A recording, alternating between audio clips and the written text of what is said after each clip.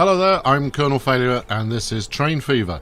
Now, for the last more episodes than I care to count, we've been working on the Loftus Loop and hoping that we can make it profitable in the process. Well, we've done that. We're up to 80 million in our bank now. Let's have a quick look at the company finances. So we kind of got back on track, pun unintentional, in 1973. It's now 1978. There's been a new train release, but I'm not itching to... I should have watched that bit, never mind. I'm not itching to upgrade right now. These metro liners are doing an absolutely superb job at getting us where we need to be. And so for this episode, we're going to follow one around the loop while I talk in a general sense about where we're going and what's coming next. So yeah, you can see the costs involved in acquiring the new vehicles. We've got 3 vehicles running. I'm pretty sure that they're spaced out adequately. I'm not 100% convinced about my signalling yet, but they're running in such a disparate fashion, in such a kind of spread out fashion that shouldn't be a problem. There shouldn't be an issue with them trying to keep up with each other. Excuse me. So, new tram has become available. I haven't really touched trams yet, but I intend to at some point. So, this is the original train that we put on this route, although I could be wrong. It doesn't really matter. They're now well bedded in anyway. So we've come into Loftus and we're about to go through one of our most interesting pieces of track. Now, the critical thing to watch is the running costs, and they will go up. I mean, obviously they've jumped a little from year to year here because we've added more services to the track. But let's look at our road services. I've added nothing. So we jumped from 5.46 million to 5.54. So, you know, that's an extra 80,000 a year, and then another extra 70,000 a year. So each year it's becoming more expensive to run existing services. Got to keep an eye on that. Because the choice will either be to put replacements in. Let's try and get under the bridge. Lovely. To make sure that we're operating at peak profitability, and that might mean replacing vehicles early, because it'll be more cost effective for us to do so than wait until they hit their natural lifespan and then start replacing en masse. In fact, if I have a quick look at our vehicle list now. Yeah, okay, so we're at 7 years. 7 years is when we replaced all of our road fleet. 7, 8, 9 years is kind of the tipping point for most of them. We've got a few that are starting to reach their natural end of lifespan now. And there's actually a new bus available for the passenger services that will come up first. And we'll probably make a replacement then. But as you can see, you know, number 16 here is starting to cost me money, although it just disappeared. So there we go, number 16 making me money. All right, I can relax about that for the time being, but I want to keep an eye on it. As much as 80 million, unless I go berserk and start doing really crazy stuff, 80 million should see me through the next upgrade cycle without any issue whatsoever. I want to make sure that I don't back myself into a corner again for a third time. Right, what's next? So we're going to expand out from Maryport International this time rather than Grand Central, going through the mountain. We've already got most of that track laid. We do have to make the underground station again, but this time I'll try and do a really bang up job on it. I'll try and make the most glamorous thing you've ever seen, because obviously the last time I built it was pretty good. The kind of the tutorial walkthrough, if you've seen that was, you know, that was a pretty ramshackle station, but it does give you the pointers you need to go off and build it for yourself.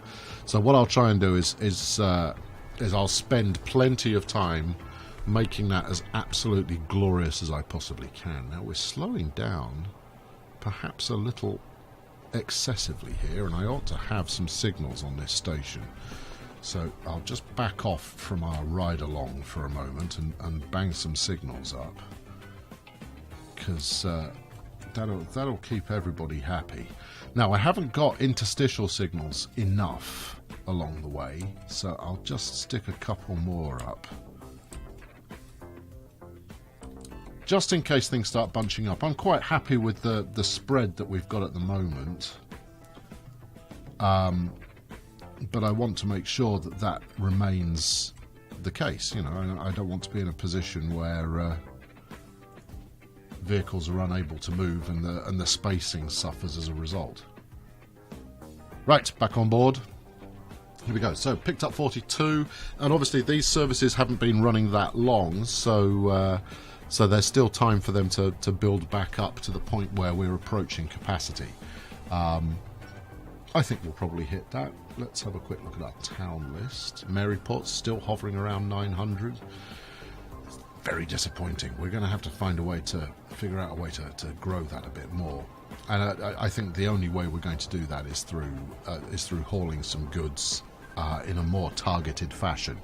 At the moment, I've kind of got goods services running in a. I've got a better angle to run from here. The view isn't all that, is it?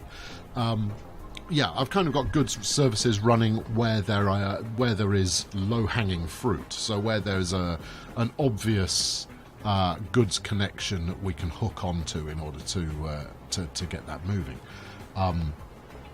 But the upshot is that there are plenty of towns on this circuit that simply aren't getting served. And as much as this playthrough, for all its false starts and all its restarts, has been more successful than my original in terms of, you know, profitability and running things around, there's still an awful lot that I'm leaving undone. Here we go, we've got a passing shot coming up here. Hello, amigo, going in the opposite direction. Yeah, you know, starting off with an awful lot of passenger services running in point-to-point fashion on the road is a fantastic way to get you started. Instead of running loops, what I've done in kind of non-recorded playthroughs is I've done town-to-town services. They are more profitable. It takes a little longer for that money to come in, but it is a superior way to go. And as such, I would advocate that. But what I'm still missing out on is I'm not doing the heavy delivery of goods that would ensure. Why have I've got a weird signal there. Don't need that. Yeah, what I'm not doing is the kind of the volume of goods delivery that would ensure, you know, significant growth on your whole system overall. Let's get that out of the way as well. Okay, and back on board. Okay, so right now, if we assumed that no new technology came out in the rest of this playthrough, which is, you know, that's not true for a starter, you know, I'd be eventually running Metroliners on every route that I had set up, and that will look pretty dull, which will, you know, this is, I hadn't really intended to talk about this now, so I'm going to talk about this now. Stay attached. Let's back off just a touch. Yeah, so the eventual plan will be that I'm running as many passenger services as I can maintain profitably. All of which will be hitting Maryport at some point along the way. And what I'm going to do is I'm going to mod the trains, well, reskin the trains, so that I've got multiple variants on the same train, and set them up as separate companies. So they'll all have individual liveries. So let's say we were using a Metroliner. We won't be. We'll be using some better tech than that. But based on that assumption, we'll be running, you know, half a dozen different train companies. If you would like to be one of those train companies, you know what to do. Leave a comment. We're a long way off from doing that yet. I mean, we'll only get cracking on it once we've got to the point that we're, you know, the trains in question are actually available to use. But Yeah, but I'm going to run multiple train companies. So, you know, if you fancy it, get your name down on the list. And I'll also make those available for you to download so that you can go use them for yourselves. So it'll be the first 5-6 people that sign up. Excuse me, don't know what's wrong with my throat today. Yeah, we're the first 5-6 people that sign up that get to jump on board. How exciting does that sound? Yeah, a little bit. Let's have a quick look at the town while we're here. So this is another one. Actually, this has worked. Haha! I hadn't expected it to do so. Yeah, I set this up with a running road here for people to build along, to ensure that both sides of the town were getting similar growth. I ought to build a road bridge, kind of to the bottom end of that station. So that's something for the future. I've got quite a lot of work to do on roads. I want to, you know, efficient them up as much as possible so that my road services can run nice and quick. Straight through this mountain. I feel quite confident calling this a mountain, even if it's only a fairly small one. This is a hell of a lot of underground. I dread to think how much this cost me. 78 passengers on board. Now you're talking. Now we're in a deep profit valley. In fact, let's have a look. Okay, so we're already up to the point where we're now profitable on this line for the year, which is excellent. Somehow, the Clay Cross service, keep following, the Clay Cross service is still profitable. Madness. What have we got on board there? 66 of 126. It's actually, I mean, it's probably doing quite well because it's actually not a very long route. So this is one of the more aggressive town redesigns that I did, and obviously this only happened recently, so it's not had... Oh, actually, people are moving in.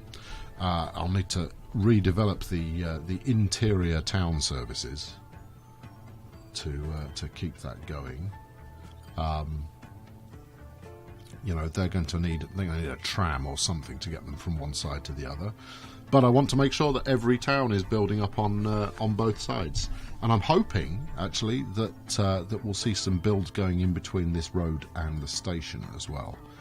I set it up with, I was hoping, enough space. I'm pretty sure there's enough space there. We'll see some, I'm sure of it. Anyway, what are we packing now? 53. 53 is okay. Onwards, or are you waiting? Feels like waiting to me. You're certainly taking a long time. Let's just back up. We've got entry signals. We've got exit signals as well. Okay, fine.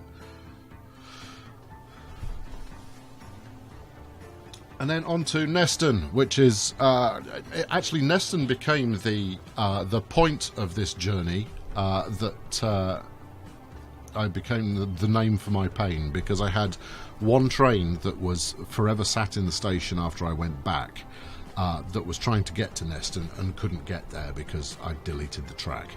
Yeah, and so Neston lives in infamy. Now we should be passing the other train service before too long. I've got 3 running this circuit at present. I could probably add a 4th without eating into it too much, but I want to make sure that all 3 trains are running at capacity before I add a 4th to it. I've got no need to add more services. Hello, chap. I will do if things are maxed out. So here's another one that I've completed recently. I've even gone to the extent of building them a nice little bridge over the river to give them maximum space available. So this is Neston. And hopefully this new space that I've opened up for them that's close to the station, I should probably build this road out a bit further. Let's do the signal check first. We'll do the exit signals first, because I won't be able to once this train starts moving.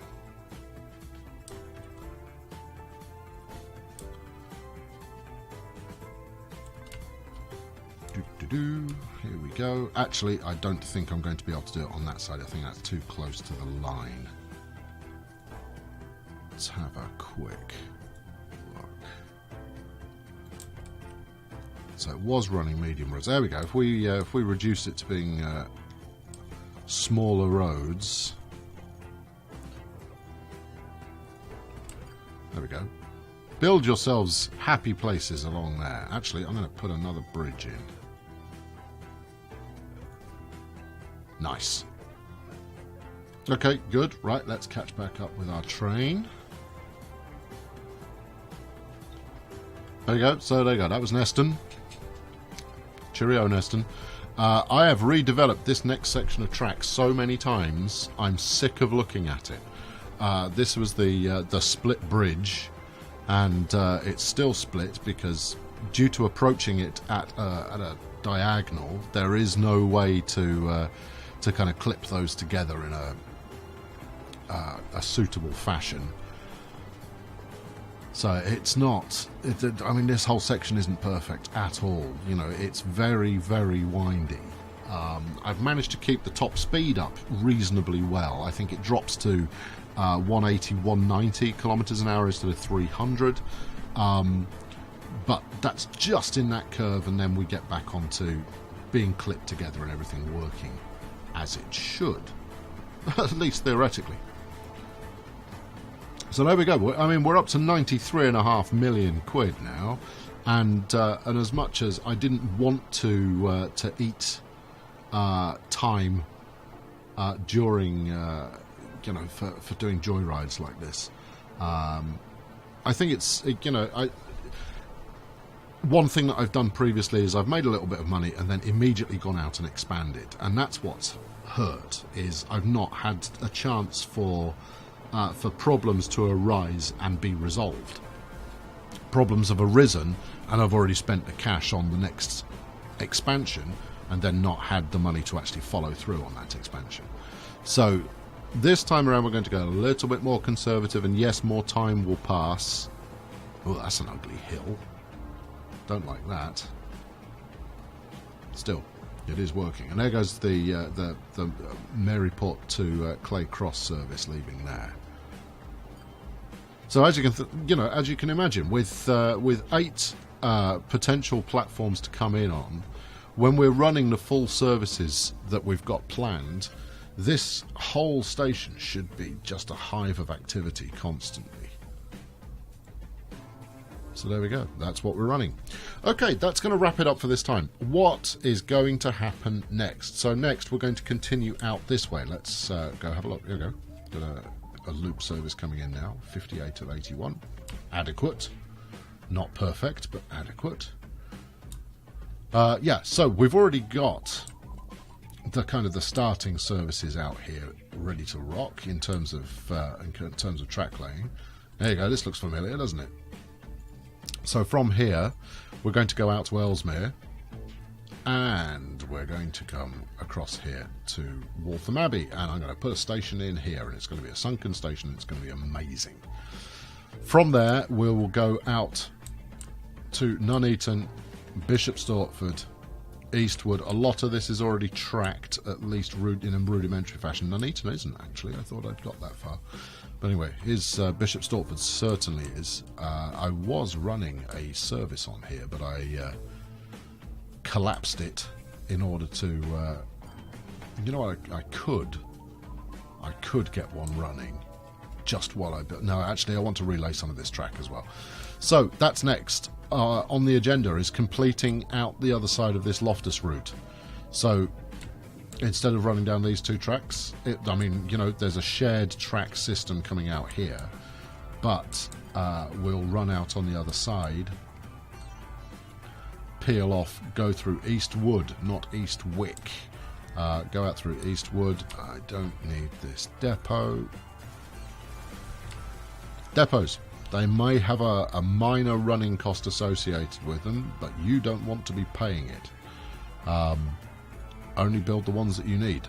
The other thing is depots are incredibly cheap to build. They're like 30k. So build a depot, and then once you've set the train in motion, delete the depot.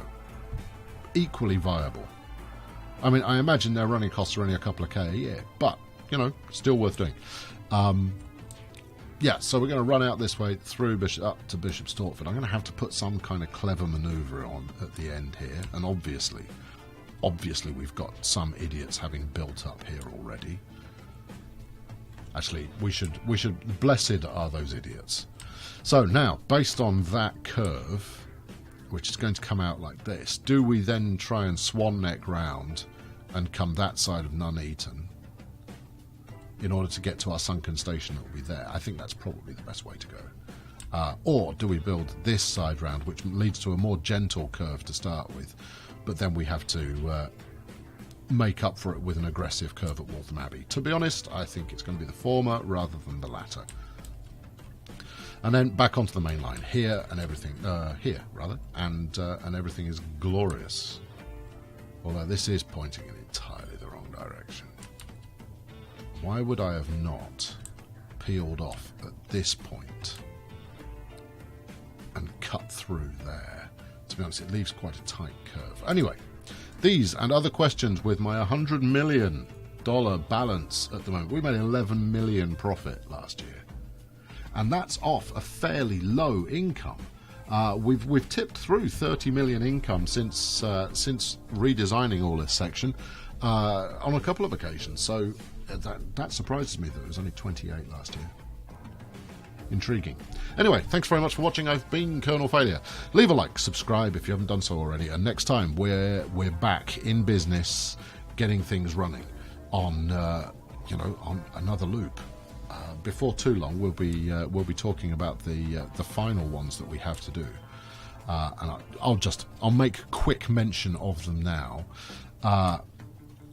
Regrettably unattended so far, we've got Worthing Lost Withiel, we've got Skelton Cleveland, we've got Deal, we've got Southwick, Clay Cross isn't properly served, and all of those are going to be dealt with. I think originally when we were talking about this, I put 4-track station at Wallingford. Only 2 tracks now, so it's going to get busy down here. Stay tuned. I'll be back. Thanks for watching. Catch you next time. Cheerio.